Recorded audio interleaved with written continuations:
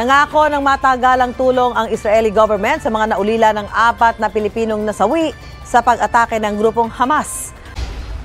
Nais raw tiyakin ng gobyerno ng Pilipinas at Israel na hindi lang panandalian tulong ang ibibigay sa pamilya ng 4 na Pilipinong nasawi sa Israel.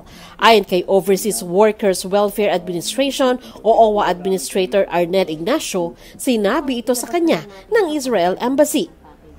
Bukod daw sa pagtulong sa burial at mourning expenses, meron daw matatanggap na buwan ng suporta at taunang cash benefit ang mga pamilya.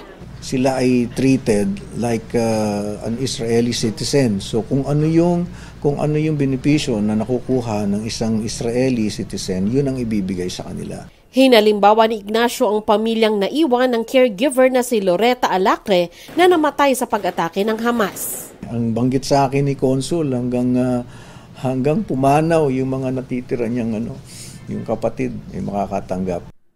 Nauna nang sinabi ng Israel Embassy na hindi nila pababayaan ang mga Pilipinong namatay at nasugatan sa giyera ng Israel at Hamas. Ayon kay Ignacio, may 58 na Pilipino pang uuwi sa Pilipinas mula sa Israel sa Lunes, October 30. Sa Lebanon naman, nasa 144 katao na daw ang nagpalistang gusto ng umuwi sa Pilipinas dahil naman sa kaguluhan sa Southern Lebanon sa pagitan ng Israel at Hezbollah. Sa mga nagpasyang umuwi, may tulong daw ang OWA na 50,000 pesos, pautang sa negosyo at libreng training para sa livelihood.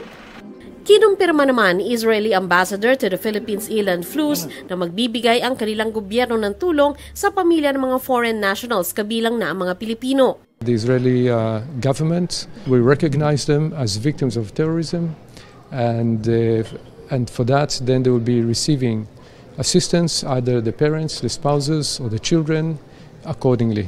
Financial assistance on their monthly income, if they need assistance in education, in healthcare, including sometimes like a grant for housing, as long as they are in Israel documented.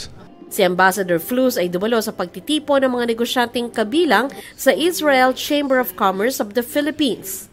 Sa pinagdausan ng programa sa isang hotel sa Makati, nakapalibot ang litrato ng mga pinatay ng mga Hamas at nasa pinakaharapan ang litrato ng 4 na Pinoy na namatay.